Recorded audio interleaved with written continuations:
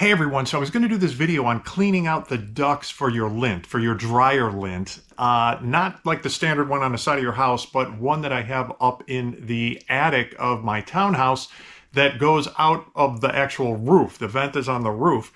And believe it or not, you've got to clean those also. And I was going to show like using one of these things like this brush here and that and cleaning it because it looked like I had an issue there with the actual duct. It turns out I didn't. It was a much bigger issue with the actual vent as it exits the roof inside.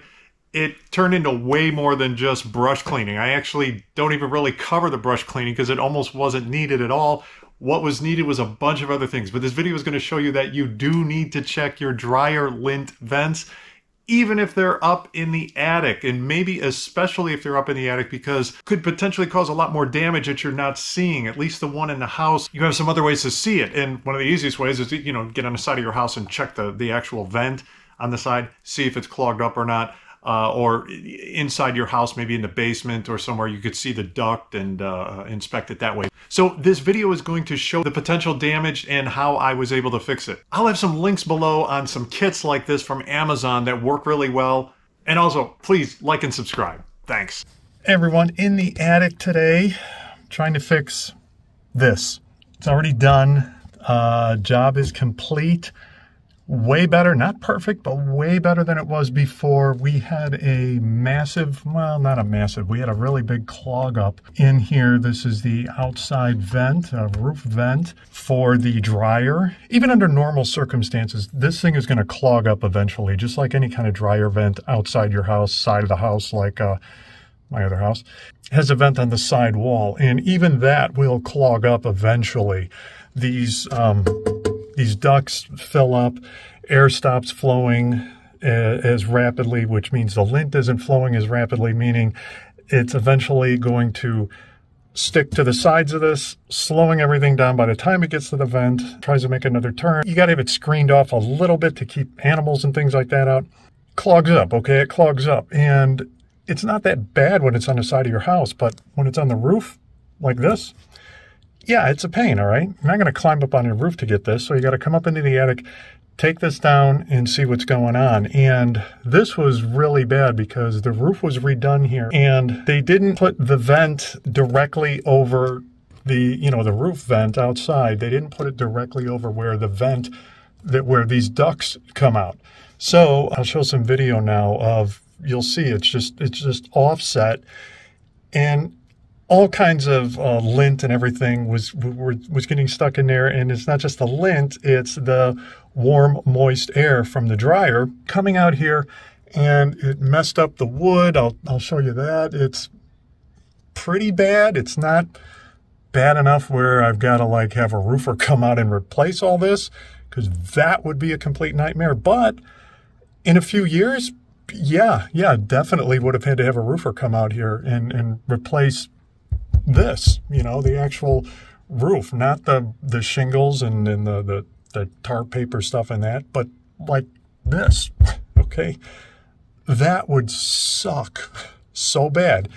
And this is like what happens when, you have something like a roof done and you're like, oh, fantastic. Like here, oh, they replaced this vent here, Wow, all the vents are replaced. I'm good to go. Yay.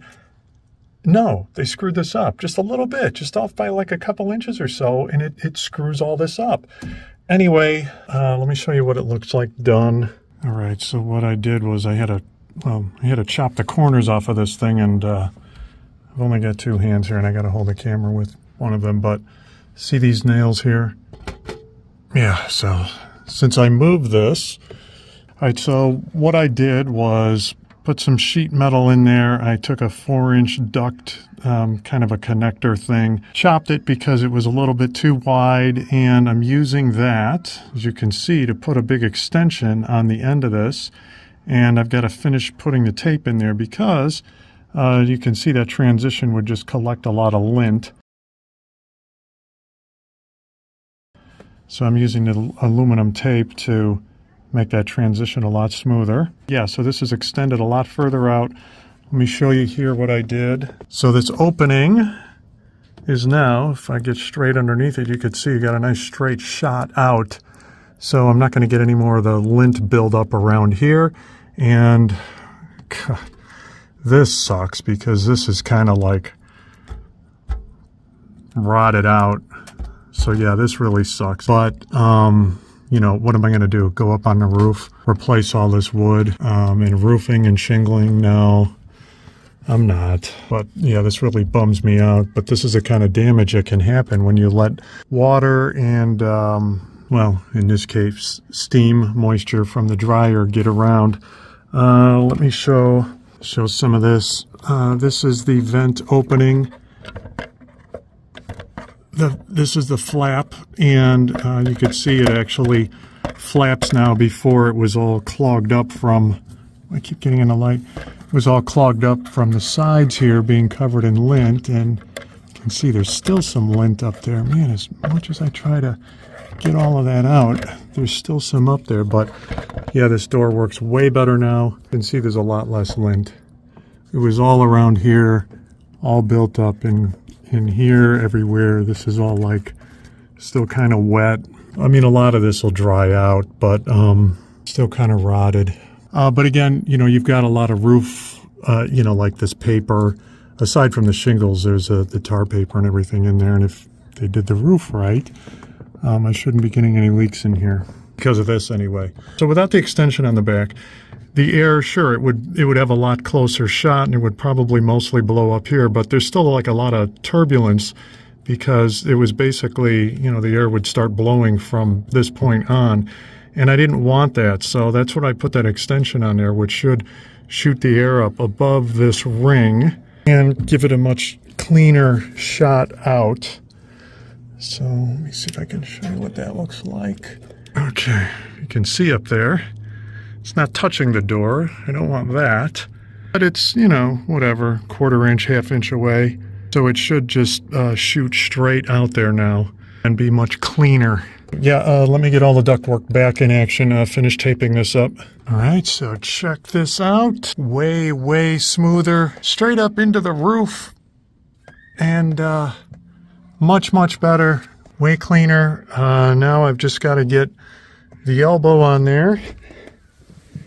And yeah, honestly, I probably should have just bought a new elbow.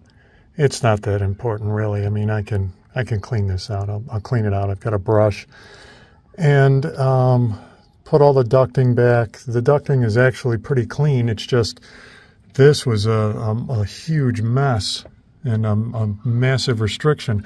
I honestly expected all of this ducting to be really filled up, but it really wasn't. I mean, it's just kind of, well, actually what happened is it got more and more dirty the closer it got to the outside here because it was, you know, backing up here further and further. So yeah, let me get all this back together.